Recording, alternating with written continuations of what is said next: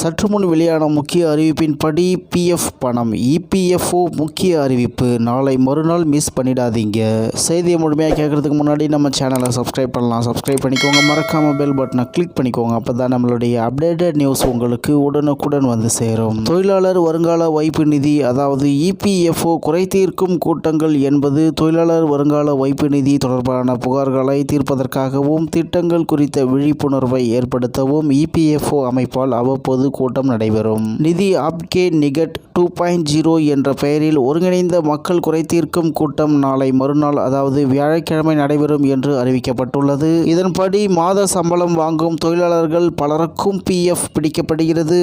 மாதம் கணிசமான தொகை நிறுவனமும் வழங்க வேண்டும். இந்த பணத்தை அவசர தேவைக்காக எடுக்க முடியும். மேலும் வேலை இல்லாத சூழலில் முழு பணத்தையும் எடுக்க முடியும். இதில் பலருக்கும் சந்தேகம் இருக்கிறது. அதேபோல் பிஎஃப் பணம் தொடர்பாக பல சந்தேகம் பலருக்கும் இருக்கும். இது பற்றிய குறைகளை நிவர்த்தி செய்வதற்காக அவ்வப்போது தொழிலாளர் வருங்கால வைப்பு நிதி நிறுவனம் சார்பில் முகாம் நடைபெறும். அந்த முகாமில் முதலாளிகள், ஒப்பந்ததாரர்கள், தொழிலாளர்களுக்கான ஆன்லைன் சேவைகள் பற்றிய செயல்முறை விளக்கம், விலக்கு அளிக்கப்பட்ட நிறுவனங்கள் உடனான கலந்துரையாடல், புதிய முயற்சிகள், சீர்திருத்தங்கள் பற்றிய விழிப்புணர்வு நிகழ்ச்சி, உறுப்பினர்கள், ஓய்வூதியர்கள், முதலாளிகளிடம் இருந்து வரும் குறைகளை நிவர்த்தி செய்தல், ஓய்வூதியர்களுக்கு மின்னணு ஆயுள் சான்றிதழ் சமர்ப்பித்தல், நாமினேஷன் தாக்கல் செய்தல், ஒப்பந்ததாரர் விவரங்களை பதிவேற்றம் செய்தல் உள்ளிட்ட பணிகளை மேற்கொள்ள முடியும். அதன்படி சேலம் மண்டல வருங்கால வைப்பு நிதி ஆணையாளர் வெளியிட்டுள்ள அறிவிப்பில் கூறியிருப்பதாவது: தொழிலாளர் வருங்கால வைப்பு நிதி நிறுவனம் மற்றும் தொழிலாளர் அரசு காப்பீட்டு கழகம் ஒன்றாக இணைந்து மாவட்ட வாரியாக நிதி ஆப்கே நிகட் 2.0 என்ற பெயரில் ஒருங்கிணைந்த மக்கள் குறைதீர்க்கும் கூட்டம் நாளை மறுநாள் வியாழக்கிழமை நடைபெறுகிறது. அதன்படி சேலம் மாவட்டம் மேச்சேரி அருகே சாத்தப்பாடியில் உள்ள பாலமுருகன் கலை மற்றும் அறிவியல் கல்லூரியிலும், ஈரோடு மாவட்டம் சென்னிமலை அர்த்தநாரி பாளையம் பகுதியில் உள்ள சென்னிமலை இந்திய நெசவாளர் கூட்டுறவு நிறுவனத்திலும், தருமபுரி மாவட்டம் பாப்பரப்பட்டி பகுதியில் உள்ள பரம்பீர் பாலிடெக்னிக் கல்லூரியிலும், நாமக்கல் மாவட்டம் செல்லப்பட்டி அருகே உள்ள பொம்மை குட்டைமேடு காமராஜர் மெட்ரிகுலேஷன் பள்ளியிலும், கிருஷ்ணகிரி மாவட்டத்தில் போச்சம்பள்ளி பாரண்டப்பள்ளி மகாத்மா காந்தி மெட்ரிகுலேஷன் பள்ளியிலும் கூட்டம் நடக்க இருக்கிறது. இந்த கூட்டத்தில் வருங்கால வைப்பு நிதி நிறுவனத்தின் வரம்பிற்குட்பட்ட பணியாளர்கள், ஓய்வூதியம் பெறுவோர், உரிமையாளர்கள் மற்றும் ஒப்பந்ததாரர்கள் குறைகள் நிவர்த்தி செய்யப்படும் என்பதால் அனைவரும் பங்கேற்க வேண்டும். இவ்வாறு அதில் கூறப்பட்டுள்ளது என்று தகவல் வெளியாகி உள்ளது என்பது குறிப்பிடத்தக்கது.